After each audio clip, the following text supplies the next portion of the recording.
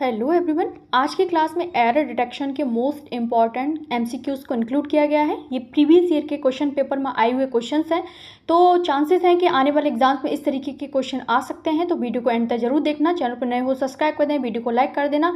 इसके पीडीएफ आपको Telegram channel पर मिल जाएगा और मैंने क्वेश्चन भी पूछा है, आप उसका जवाब मुझे कमेंट बॉक्स में देंगे। तो चलो स्टार्ट करते हैं आज की क्लास। फर्स्ट क्वेश्चन है, she insisted to go there alone. तो इसमें राइट ऑप्शन क्या हो जाएगा? देखो, आपको यहाँ एरर बताना है कि कौन सा जो पार्ट है कौन सा गलत लिखा हुआ है, किस पार्ट में एरर दिख रहा है, ए में है, बी में है, सी में या फिर डी में। नो एरर है। तो यहाँ पर इंसिस्टेड के बाद आईएनजी आता है और टू प्रीपोजिशन नहीं आता है। इंसिस्ट के बाद प्रीपोजिशन ऑन का यूज़ होता है।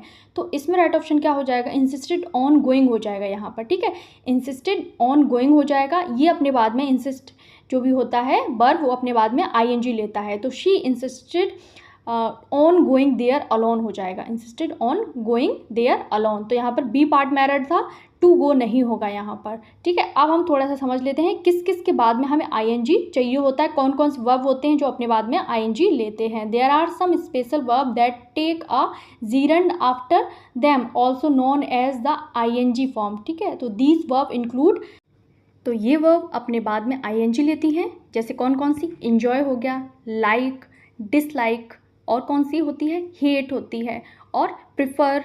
अभी इनके एग्जाम्पल भी समझेंगे हम। ठीक है, तो इससे आपको और अच्छे समझ में आएगा। अवॉइड, कंसीडर हो गया। ठीक है, और मिस हो गया, quite, deny, admit, practice, miss, spend, suggest. जितनी मुझे याद आ रही है मैं लिख रही हूँ, बाकी की मैं किसी और वीडियो में अच्छे से डिटेल में समझा दूंगी। अब डिनाई, एडमिट, स्पेंड।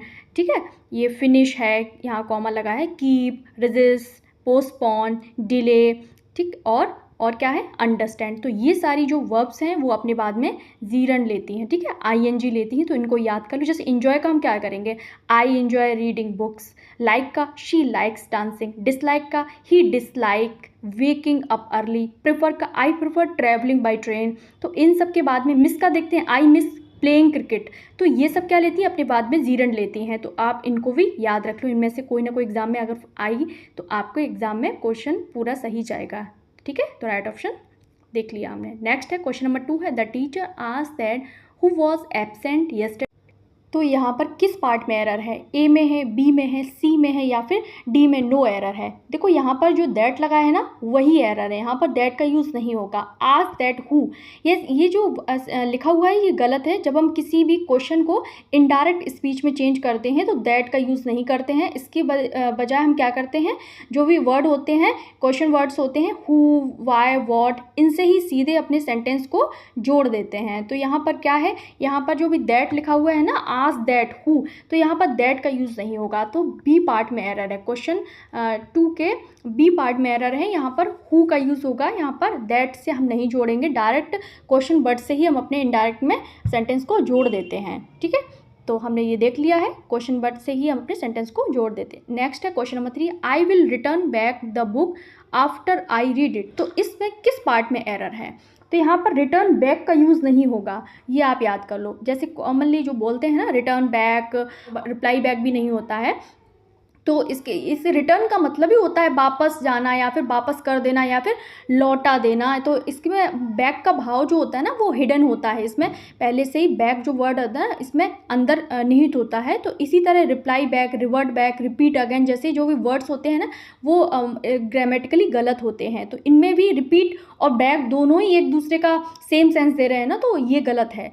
तो ये रिटर्न का जो वर्ड है ना, उसका मतलब ही होता है लौटना या लौटाना। तो इसलिए बैक जोड़ना जो है ना, वो गलत है। रिटर्न में बैक का जो सेंस होता है वो हिडन होता है। तो I will return back to the office after lunch, ये गलत है। I will return to the office after lunch हो जाएगा। यहाँ पर रिटर्न बैक का यूज़ नहीं होता है। तो बी पार्ट में एरर था, रिटर्न बैक नहीं होता है, रिटर्न का ही यूज़ करेंगे। I will return the book.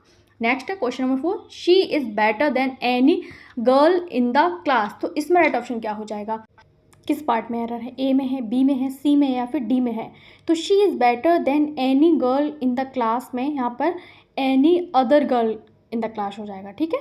जब वो एक ग्रुप की बात हो, वह क्लास की अन्य लड़कियों से बेहतर है, तो यहाँ पर हम एनी अदर का यूज़ करेंगे, क्योंकि जब उसकी कंपैरिजन होगी ना तो उसको उस कंपैरिजन से अलग करना है, तभी तो वो पूरी क्लास की लड़कियों से अलग हो पाएगी ना। तो she is better than any girl in the class का मतलब हो जाएगा कि वह क्लास की सभी लड़कियों से बेहतर है जिसमें वह खुद भी शामिल है। और she is better than any other girl in the class का मतलब हो जाएगा कि वह क्लास की अन्य लड़कियों से बेहतर है। तो यहाँ पर राइट ऑप्शन हो जाएगा सी, जो गलत है। नेक्स्ट है question number 4, I met the man whom you said was the manager. तो इसमें किस पार्ट में एरर है? यहाँ पर whom का यूज़ नहीं होगा, whom यहाँ पर ऑब्जेक्ट की तरह नहीं है, यहाँ पर who का यूज़ होगा। who यानी सब्जेक्ट होता है, ठीक है। who का यूज़ तब होता है जब वह एक सब्जेक्ट हो। who told you the news, यहाँ पर who क्या है? who यहाँ पर सब्जेक्ट है। और whom का यूज़ तब होता है जब वो एक ऑब्जेक्ट की तरह काम करता है, जैसे who to whom did you give the book, तुमने किसे बुक दी, तो यहाँ ये ऑब्जेक्ट हो गया, किसे दी, ये ऑब्जेक्ट की तरह काम करता है। who सब्जेक्ट है और whom क्या है? whom ऑब्जेक्ट की तरह काम करता है। सब्जेक्ट क्या है? who है, और was है, इसका वर्ब है, और कॉम्प्लीमेंट क्या है? The manager. तो यहाँ पर who was द सब्जेक्ट है, इसलिए who का यूज़ होगा, whom का यूज़ नहीं होगा। I met the man who you said was the manager। Next है they discussed about the issue at length. तो इसमें राइट ऑप्शन क्या हो जाएगा? यहाँ पर कुछ वर्ब्स होती हैं जो अपने बाद में प्रीपोजिशन नहीं लेती हैं। अब इनको भी समझ लो। तो यहाँ पर डिस्कस के बाद अबाउट का नहीं यूज़ होगा, डिस्कस के बाद में कोई प्रीपोजिशन नहीं आता है। कुछ वर्ब्स होती हैं जो अपने बाद में प्रीपोजिशन नहीं लेती हैं, इनको भी याद कर लो। इनके बाद डायरेक्ट ऑब्जेक्ट आता है, तो इनको क्या वो नॉन प्रीपोजिशनल वर्ब्स बोला जाता है। तो कौन कौन सी वर्ब्स होती हैं अपने बाद में जो भी क्या नहीं लेती हैं, अपने बाद में प्रीपोजिशन नहीं लेती हैं, उनमें क्या हो गया? वो डायरेक्ट ऑब्जेक्ट लेती हैं। तो वो होती हैं डिस्कस हो गया, एंटर हो गया, मैरी, लैक, रिजेंबल, अप्रोच। तो ये सब क्या होती है? अपने बाद में प्रीपोजिशन नहीं लेती है। जैसे डिस्कस का तो हमने देख लिया, we discuss the matter. Enter का देख लिए थे, ही एंटर्ड द रूम हो जाएगा। तो ठीक है, इसके बाद में कोई प्रीपोजिशन नहीं आता। जैसे मैरी का, she married him last year, तो ऑब्जेक्ट ले लिया। लैक का, दे लैक कॉन्फिडेंस, ठीक। और रिजेंबल का हम देखते हैं, दे शी रिजेंबल्स हर मदर, वो अपनी माँ की जैसी दिखती है। तो इस तरीके से हमने देख लिया कि ये अपने बाद में क्या नहीं लेती हैं, अपने बाद में कोई भी प्रीपोजिशन नहीं लेती हैं। हेल्प का देखते हैं, she helped me with the task, ठीक है। कॉल का, I will call you tomorrow. Tell का, he told me a story. Show का, she showed me her new dress, इस तरीके से। नेक्स्ट है my friend along with his brothers are going to the USA। तो इसमें right option क्या हो जाएगा? देखो, यदि जो भी आपके नाउन्स या फिर प्रोनाउंस किन से जुड़े हों, ठीक है, ये जो वर्ड्स बता रही हूँ मैं ना, उनसे जुड़े हैं, तो ये अपने बाद में ये इनका जो भी वर्ब होता है वो इनके पहले जो सब्जेक्ट यूज़ होता है उनके अकॉर्डिंग आता है, ठीक है। तो इनके पहले यदि अलॉन्ग विद के पहले जो माई फ्रेंड है तो उसके अकॉर्डिंग आपका सब्जेक्ट यूज़ होगा। तो यहाँ पर आर की जगह इज हो जाएगा। तो आपके किस पार्ट में एरर है यहाँ पर? तो यहाँ पर सी पार्ट में एरर है। तो अगर किसके से जुड़ा हो, एज वेल एस से जुड़ा है, बिसाइड से जुड़ा है, ठीक है, और लेड बाई से जुड़ा है, गाइडेड बाई से जुड़ा है, एंड नॉट से जुड़ा है, आपका सेंटेंस जो भी है लाइक से या फिर अनलाइक से जुड़ा हुआ है, और किससे जुड़ा है? टुगेदर विद से जुड़ा है, और किससे जुड़ा है? नो लेस देन से जुड़ा है, guided by, headed by, and not से जुड़ा है। तो ये जो आपकी जो वर्ब होती है इनके पहले वाले सब्जेक्ट के अकॉर्डिंग आती है। तो माई फ्रेंड क्या है? माई फ्रेंड क्या है? सिंगुलर है, तो सिंगुलर के अकॉर्डिंग यहाँ पर इज आएगा, क्योंकि यहाँ आर दिया है तो यहाँ पर यही पार्ट में एरर है। तो यहाँ राइट ऑप्शन हो जाएगा, क्या हो जाएगा यहाँ पर? यहाँ पर हो जाएगा are going to the US, C part में एरर है यहाँ पर, ठीक है। तो यहाँ पर इज हो जाएगा, सी पार्ट में एरर था। तो हमने अब समझ लिया है इनके पहले वाले सब्जेक्ट के अकॉर्डिंग वर्ब यूज़ होती है। नेक्स्ट देखते हैं question number 8, he is senior than me by 5 years। तो यहाँ पर किस पार्ट में? यहाँ पर सीनियर के बाद देन लगा, यही गलती है इसमें। सीनियर के बाद में टू आता है, टू प्रीपोजिशन का यूज़ होता है। सीनियर, जूनियर, इन्फीरियर, इंटीरियर, ठीक है, इन सब के बाद में क्या आता है? इन सब के बाद में हमेशा टू का यूज़ होता है, ठीक है। तो ये भी याद कर लो इनको। IOR लगा हो ना तो मोस्टली उनके बाद में टू का ही यूज़ होता है। नेक्स्ट है it is high time you leave this place. ये मोस्ट इंपॉर्टेंट क्वेश्चन है, आपको किसी भी बुक में नहीं मिलेगा, ठीक है। तो इसको भी बहुत अच्छे से समझ लो। यहाँ पर it is high time you leave this place, यहाँ पर लीव की जगह लेफ्ट होगा, सेकंड फॉर्म का यूज़ होगा। तो यहाँ पर सी पार्ट में एरर है। अब देखो कैसे है, यहाँ पर अगर आपके सेंटेंस किससे स्टार्ट हो रहा है? इट इज़ टाइम से, किससे? इट इज़ टाइम से स्टार्ट हो रहा है, इट इज़ हाई टाइम से स्टार्ट हो रहा है, it is right time, it is about time, it is opportune time. तो ये क्या बताते हैं? ये उचित समय से थोड़ा देर हो गई है, ठीक है। जो भी समय था उस समय से थोड़ी सी देर हो गई है। It is high time you leave this place, इस तरीके की जब सेंस आता है ना तो वहाँ पर हम वर्ब की सेकंड फॉर्म का यूज़ करते हैं, ठीक है। पास्ट इंडेफिनिट का यूज़ करते हैं हम, B2 का यूज़ करते हैं। यहाँ पर क्या हो जाएगा, लीव की जगह लेफ्ट का यूज़ होगा। अब देखो इज़ लगा है ना, इससे क्या लग रहा है यहाँ पे लीव आएगा, पर नहीं, यहाँ पर B2 का यूज़ होगा। तो ये सारे वर्ड याद कर लो, बस यही है गिने चुने 4-5 ही है, इन्हीं में से सेंटेंस बनते हैं। और यहाँ पर गलती दी जाती है, लीव की जगह लेफ्ट का यूज़ होगा। It is high time you left the place. Next है not only the players but also the coach were fine. तो नॉट ओनली बट आल्सो से जब आपका सेंटेंस है ना, जब जुड़ा होता है ना, तो जो भी वर्ब आती है ना, बट आल्सो के बाद वाली सब्जेक्ट के अकॉर्डिंग आती है। तो यहाँ जो द कोच है ना, वो क्या है, वो सिंगुलर है, तो यहाँ पर वर में ही मिस्टेक है, यहाँ पर वर नहीं होगा, यहाँ पर वॉज हो जाएगा। ठीक है, यहाँ पर क्या हो जाएगा, द कोच सिंगुलर है, तो सिंगुलर के अकॉर्डिंग क्या आ जाएगा, यहाँ पर वॉज फाइंड हो जाएगा। Not only the players but also the coach was fined. Next है question number 11, scarcely he had arrived when the meeting started. तो यहाँ पर क्या होगा, यहाँ पर कहाँ मिस्टेक है, तो यहाँ पर बी पार्ट में एरर है। यहाँ पर क्या है, बी पार्ट में एरर है। ही हैड अराइव्ड की जगह पे हैड ही अराइव्ड होगा। क्यों होगा, यहाँ पर इन्वर्जन का यूज़ होगा। ठीक, तो यहाँ पर अगर आपका sentence never, rarely, seldom, scarcely, hardly, no sooner, not only, only when से स्टार्ट हो रहा है, तो these words often begin a sentence and the verb and the subject are inverted to emphasises the negative element. इनको जोर देने के लिए उल्टा कर दिया जाता है, पहले हम रख देंगे अपने वर्ब को, उसके बाद में सब्जेक्ट को। तो यहाँ पर क्या हो जाएगा, यहाँ पर उल्टा कर देंगे, हैड को पहले रख देंगे और ही को बाद में कर देंगे, अगर इनसे आपके सेंटेंस स्टार्ट हो रहे हैं तो। नेक्स्ट है क्वेश्चन नंबर 12 है unless you will not work hard you will fail. यहाँ पर डबल नेगेटिव का यूज़ हो रहा है। अनलेस तो खुद अपने आप में भी नेगेटिव है, तो यहाँ पर नॉट का यूज़ नहीं होगा, तो बी पार्ट में एरर है, यहाँ पर नॉट का यूज़ नहीं होगा। जब अनलेस लगा दिया तो फिर नॉट का बात ही नहीं है। नेक्स्ट है question number 13, more than one students have failed in the test. तो इसमें राइट ऑप्शन क्या हो जाएगा, मोर देन वन जो होता है ना, वो अपने बाद में सिंगुलर वर्ब को लेता है। ठीक है, तो स्टूडेंट हैज़ हो जाएगा यहाँ पर। ठीक है, टेक्स सिंगुलर वर्ब लेता है अपने बाद में, तो more than one take singular verb, तो हैव हो जाएगा, हैव बी पार्ट में एरर है, यहाँ पर हैज़ हो जाएगा यहाँ पर। ठीक है, 13 में यहाँ पर राइट कर देंगे हम हैज़। नेक्स्ट है क्वेश्चन नंबर 14 है you can get all the information you want in this book. तो इसमें कहाँ एरर है, यहाँ पर इन्फॉर्मेशन में एस नहीं लगेगा, ये अनकाउंटेबल है। ठीक है, इनमें एस नहीं लगता है, तो अनकाउंटेबल के साथ में एस नहीं लगाते हैं, तो राइट ऑप्शन हो जाएगा यहाँ पर बी में एरर था, इन्फॉर्मेशन में एस नहीं लगता है क्योंकि अनकाउंटेबल जिसको गिना नहीं जा सकता है ना, तो वो क्या है, वो उसमें एस नहीं लगाते हैं। क्वेश्चन नंबर 15 है 2/3 of the book were rubbish. तो इसमें राइट ऑप्शन क्या हो जाएगा, द बुक क्या है, आपका सब्जेक्ट है और जो कि सिंगुलर है, तो यहाँ पर वर नहीं आएगा, वॉज आएगा। 2/3 of the book was rubbish हो जाएगा। ठीक है, 2/3 जो बुक है ना, वो कैसी है, रबिश है, बेकार है। क्वेश्चन नंबर 16 है yesterday while crossing the road he was run out by a truck. तो इसमें राइट ऑप्शन क्या हो जाएगा, इसमें कौन सी पार्ट में एरर है, यहाँ पर जो रन आउट का यूज़ हुआ है ना, वही गलत है। रन आउट के बदले ना रन ओवर का यूज़ होगा। ठीक है, रन आउट का जो मतलब होता है वो होता है गो आउट, यानी बाहर जाना, जबकि रन ओवर का मतलब जो होता है ना, वो क्रश यानी कि कुचल देना। ठीक, तो he was run over by a car, तो उसे तो यहाँ पर राइट ऑप्शन हो जाएगा yesterday while crossing the road he was run over by a truck. उसे ट्रक ने कुचल दिया जब वो कल रोड को क्रॉस कर रहा था। ठीक है, तो यहाँ पर राइट ऑप्शन हो जाएगा, क्या हो जाएगा, यहाँ पर रन ओवर हो जाएगा, तो यहाँ पर डी पार्ट में एरर था।